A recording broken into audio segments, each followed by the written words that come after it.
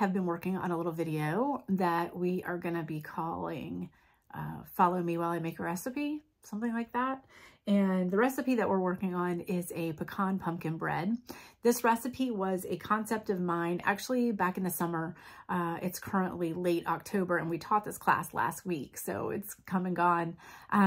But in the summer months, I really hole up. It is so hot here that all I can really do is just keep the lights low, keep the blinds closed, and keep the AC cranking to just sort of offset how blisteringly hot it is outside in Florida at that time of year.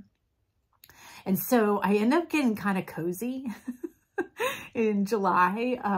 It's cold in my house, so I'm under a blanket when I'm on the couch.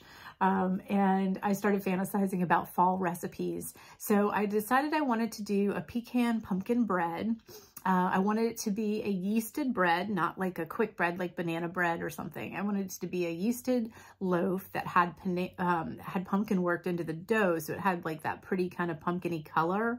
And then sort of a cinnamon or pumpkin pie spice sugary filling with lots of pecans, and rolled up, baked, and see what we get. So I started playing with this and I probably started messing with this in August is a good guess, because it takes me some time to tweak things out. I usually start with a little piece of paper and I'll write on here what's my filling concepts. And so chopped pralines, and I put a little dash next to it so I can figure out how many cups I used once it came down to it.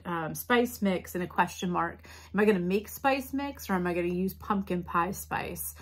In the end, it turned out, by the way, that we did a little bit of both. I put some ginger and cardamom in the dough, and then in the filling, we use pumpkin pie spice. So maple granules I made a note about. I wanted to get a little maple flavor in this bread if I could, and it actually didn't end up working out. I think that's one of the things about inventing a recipe from scratch, is you sort of get your big ideas on paper and then you start putting it into action and see what happens. The thing that happened with the maple is I bought maple granules to use in place of brown sugar in the filling.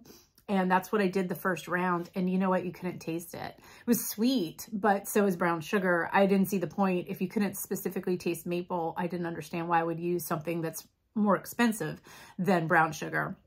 So that one got thrown off to the side. I think you could probably make a maple frosting or icing out of the maple granules and drizzle that over the bread at the end would be kind of nice. But, and then I just start taking notes. I go into the kitchen and I start mixing and I see what happens. I already had an idea for the name of it. I wanted it to be a pumpkin and pecan yeasted bread, but the shaping of it I got from a magazine at the grocery store. There was a bread on the cover that was actually, I think, a savory bread, but they'd done this twisty thing to it that looked really cool. So I wanted to test that on this and see what would happen. And boy, was it neat. The first time, so it gets better. This video, I have you just sort of going through the process with me of what this looks like from my home kitchen, from little bits of notes on paper to actually typing it up and finally getting it to a laminate that's ready for students, and off to the studio it goes and we all do it together there.